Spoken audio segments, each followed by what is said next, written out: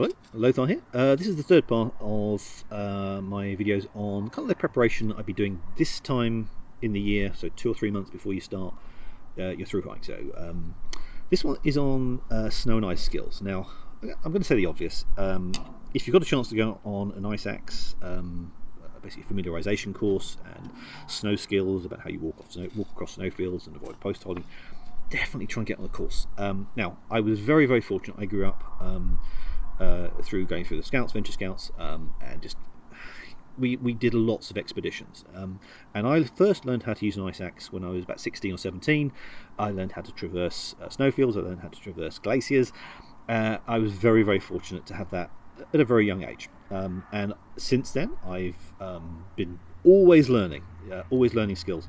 So if you can get on the course locally, there's a few things you want to learn. Snow travel, so basic snow travel about how you walk across a snowfield.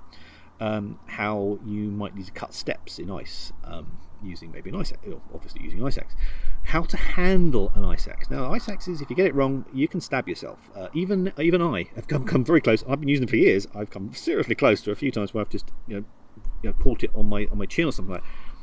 Getting familiarization and the safety of you just handling ice axes. But the things you need for the PCT or you're going through snow, two things you want to know. You want to know how to self-belay. Now, belay is a term you'll hear a lot in climbing and ice work. Is an ice axe belay. Now, all that is a technique whereby if you're walking along and you feel a slide develop, you're just on the edge of starting to slide, and you suspect you're going to slide down the mountain or slide down a slope, and it's just a way of which you go down very, very low on the ground, and you slam the tip of the ice axe.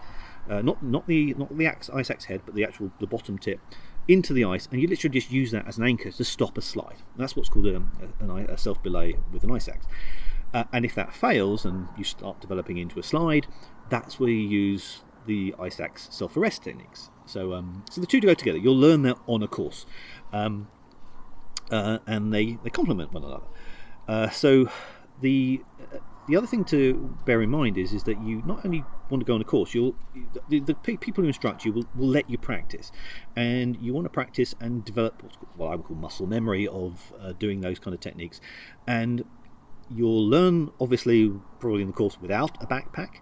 I would advise, if you're going on a course, take a small backpack with you as well, and just once you've learned the basic techniques, just ask the instructor if you can just practice with your backpack, because in reality that's what you're going to be carrying. And again, it's just familiarization of how it feels and how you rotate to get the ice axe head to do a self-arrest. So it's all good practice. Now, obviously, if you can't go on a course, then watch the videos.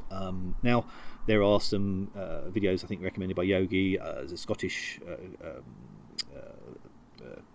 hiking school up in the Scottish Highlands who do some videos. There are other videos by American snow and ice skills schools.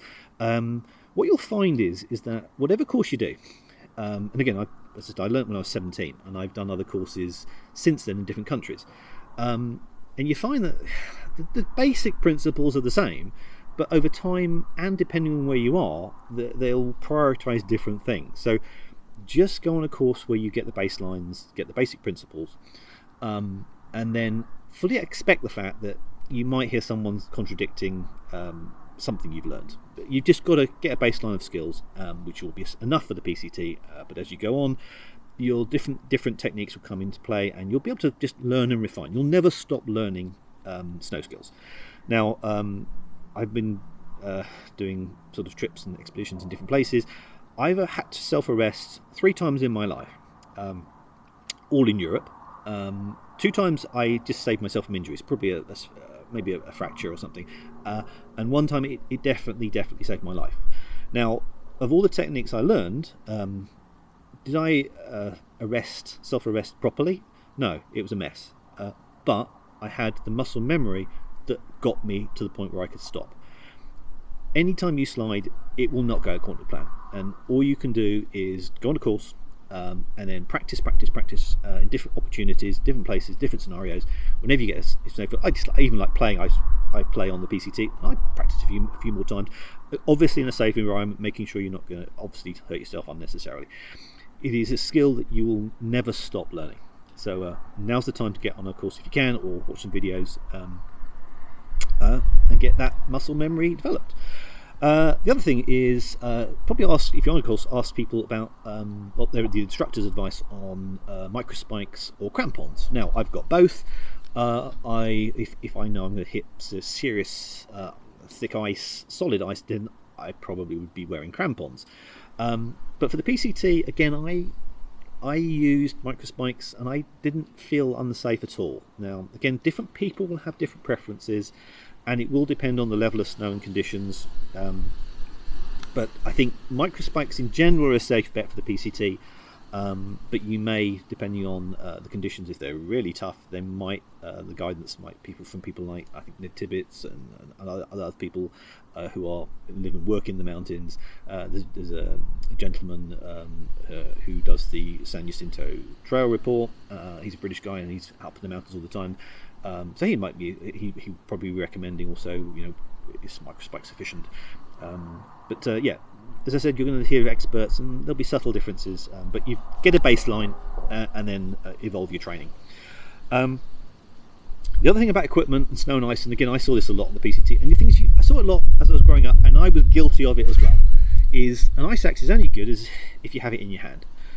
You're going to find yourself in situations where you're going to think, oh, there's no bit of snow, I'm fine. I don't need to take my ice axe off the back of my rucksack. I wish someone would invent a quick release system for your ice axe, so you can just reach behind you, pull it out, and start using it. In practice, up until now, you have to take your backpack off, you have to strap, you have to then release it, you have to put it in the snow, and then when you finish, you then have to stop, take your backpack off, and put it back on put on your backpack. It's a long, painful procedure. Now, if it's your safety, I'd say take it off every time. But human nature is that you see things and you say, oh, that's fine. I saw people wear, and you know who you are, wasn't wearing microspikes when he should have done, and he fell over twice. Nothing in the serious, but you just couldn't be bothered to put them on. And I get it, because I was guilty of that several times myself. So yeah, it's there. These kit is only good for your safety. And I mean, I'm quite certain there were people there who bought an ice axe, hiked the whole PCT, went through snow and ice, didn't take it off once. They're probably wondering why I don't need an ice axe. Well, because they probably should have used it when they didn't.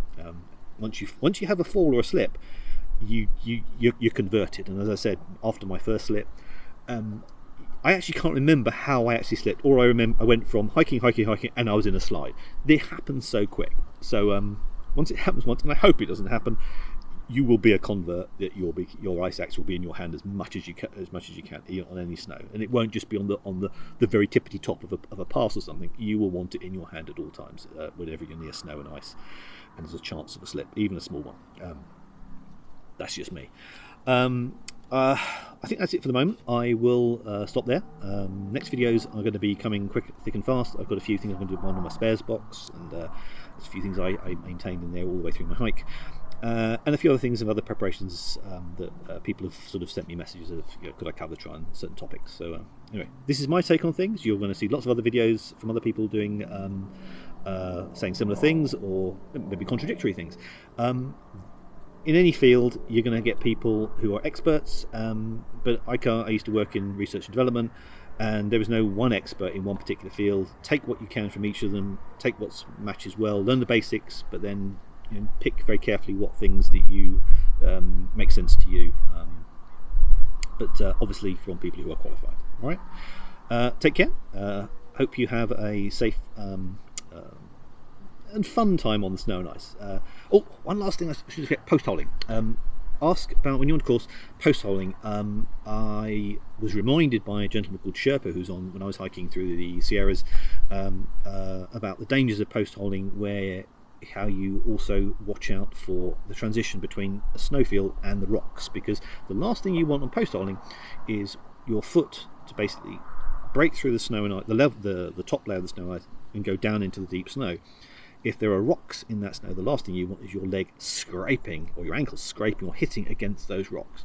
So whenever you're transitioning from snow to rock, because the fact that the rocks retain heat and maybe melt the snow softer around the edge of the rock, I would try and avoid or be careful when you're transitioning from snow onto a rock that you don't put your feet near the edge of the rocks. Now, you will develop your own technique for that. But again, if you're on a course with an instructor, ask their advice on post holing and what to look out for. So, I forgot about that one. Anyway, take care. Speak to you soon.